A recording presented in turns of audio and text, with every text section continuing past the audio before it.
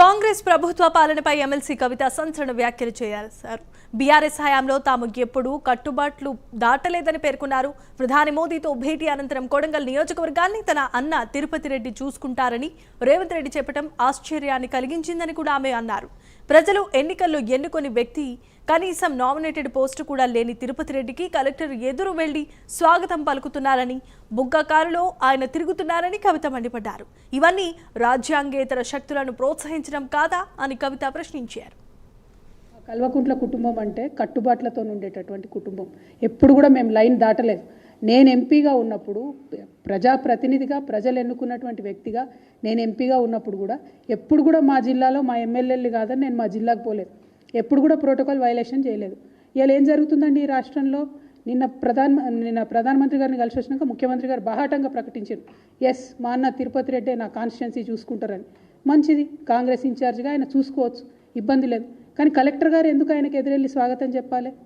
ఎందుకు అఫీషియల్ మీటింగ్లలో కూర్చోవాలి, అఫీషియల్ రివ్యూలలో కూర్చోవాలి? మరి ఇది రాజ్యాంగేతర శక్తుల్ని మీరు ఎంకరేజ్ చేస్తున్నట్టు కాదా? అంటే యనుమల కుటుంబం అయితే ఒక న్యాయం ఉంటుంది, కల్వకుంట్ల కుటుంబాన్ని మాత్రం మీరు అడ్డగోలు గట్టిపడతాట అనొచ్చా? మేము అట్లా కట్టుతప్ప ఎప్పుడైనా వ్యవహారం చేసినామా? అఫీషియల్గా ఎన్నిక కానటువంటి వ్యక్తి మా కుటుంబంలో ఎవరైనా ఎక్కడన్నా ఇన్ఫ్లుయెన్స్ చేసినటువంటి విషయం మీరు చూసినరా? ఇవాళ మీరు చూస్తున్నారు ఏం జరుగుతుందో. ఒకరు కాదు ఇద్దరు కాదు కదా, మొత్తం వాళ్ళ టోటల్ బ్రదర్స్ అందరూ, ఒకరికి బుగ్గ కారు వస్తుంది, ఒకరికి కలెక్టర్ వచ్చి ఎదురుగా స్వాగతం చెప్తాడు. ఇక ఆ లిస్ట్ నేను చదవదలుచుకోలే, అంత పర్సనల్గా నేను ఎప్పుడు మాట్లాడలే. కానీ వాళ్ళ మాట్లాడాల్సిన పరిస్థితి. మా కల్వకుంట్ల కుటుంబం అంటే కట్టుబాట్లతో ఉండేటటువంటి కుటుంబం. ఎప్పుడు కూడా మేము లైన్ దాటలేదు.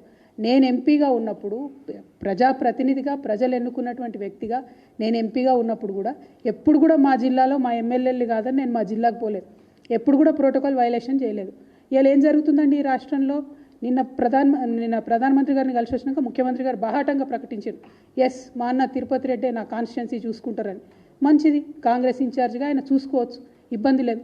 కానీ కలెక్టర్ గారు ఎందుకు ఆయనకు ఎదురెళ్ళి స్వాగతం చెప్పాలి? ఎందుకు అఫీషియల్ మీటింగ్లలో కూర్చోవాలి, అఫీషియల్ రివ్యూలలో కూర్చోవాలి?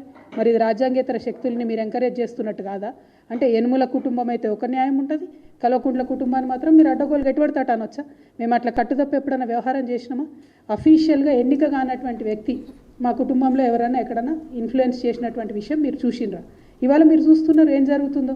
ఒకరు కాదు ఇద్దరు కాదు కదా, మొత్తం వాళ్ళ టోటల్ బ్రదర్స్ అందరూ, ఒకరికి బుగ్గ కారు